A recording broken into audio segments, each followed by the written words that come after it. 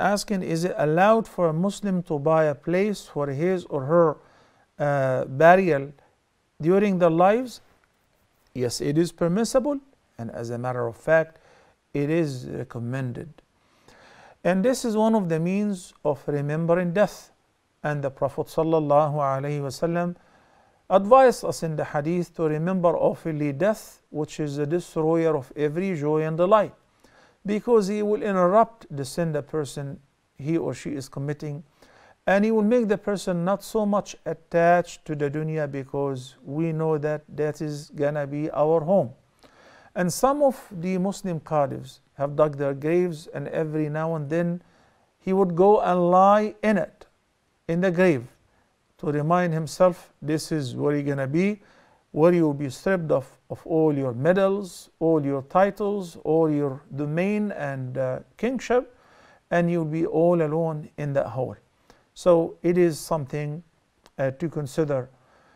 Add to that, many people, they do not think of having a grave, they do not think of death, and then when they die, we wonder where we're gonna bury them. Then we'll start asking if somebody is willing to donate or contribute so that we can buy a grave, and we keep the person in the fridge for a couple of days until we sort out the burial place and all of that. One should have two things ready. The first is the wasiyah, as the Prophet ﷺ advised that no one should pass 2 days without having his wasiyah written with him beneath his pillow, as an indication that it is in the hand's reach, everyone can find it, everyone can read it, and it is available upon demand. Once the person dies, that is my wasiyah, to be open once I die. The person is so and so who's going to wash my body, so and so is going to lead my funeral prayer.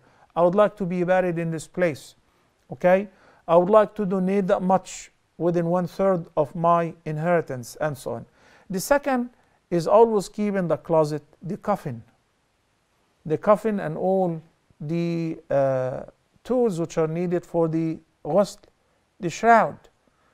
I know some people who say this is a bad omen, Sheikh. You know, when you see the coffin and in the closet, it's like, you know, you're reminding us of death. That is exactly the purpose of having your coffin ready and handy.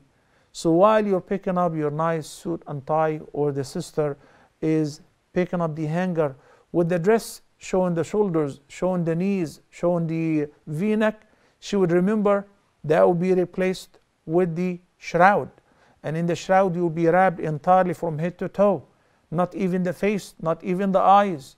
And then you will be buried. You will be stripped of all your clothes. So that's a good reminder. The coffin ready. The Prophet ﷺ advised to hasten the burial process.